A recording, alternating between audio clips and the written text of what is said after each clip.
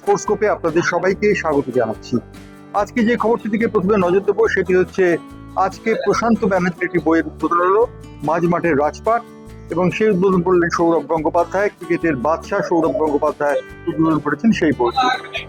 আরেকটি খবর যেটি ফুটবল সংক্রান্ত খবর, সেই খবরটি দিয়ে আজকে স্পোর্টস্কোপের সব থেকে গুরুত্বপূর্ণ খবরটি দেবো। সেটি হচ্ছে বেঙ্গল সকার লিগ বলে একটি লিগ চালু হচ্ছে, এবং সেই লিগটি চালু করছে সাচি গ্রুপ।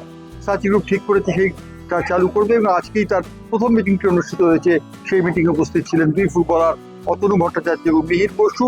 এবং এই বেঙ্গল সকার লিগ যেটি শুরু হবে সেটি আইএসএল এর ধাঁচে খেলা হবে। কেরল ফুটবল লিগ যেমন হয় সেই ধাঁচে খেলা হবে, অর্থাৎ রাঁচি একটি নতুন ফুটবল লিগ নিয়ে আসছে। তৃতীয় যে খবরটির দিকে যাব সেটি হচ্ছে মোহাম্মদ সামি একটি বার্তা পাঠিয়েছেন মোহাম্মদ সিরাজকে এবং প্রসিদ্ধ কৃষ্ণাকে। সেই বার্তায় তারা বলেছেন জাসপ্রীত বুমরাহর সঙ্গে তারা যেন পরামর্শ করেন কিভাবে বল করতে হবে ইংল্যান্ডের মাটিতে। স্বামীর এই প্রস্তাবটি নিঃসন্দেহে উল্লেখযোগ্য একটি অবদান হয়ে থাকবে।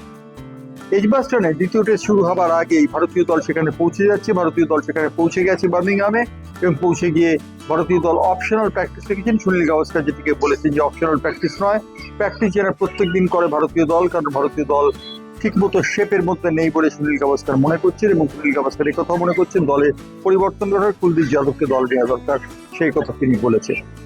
স্পোর্টস্কোপ আজকে এই পর্যন্ত। স্পোর্টস্কোপ নিয়ে আবার ফিরবো আগামী সোমবার।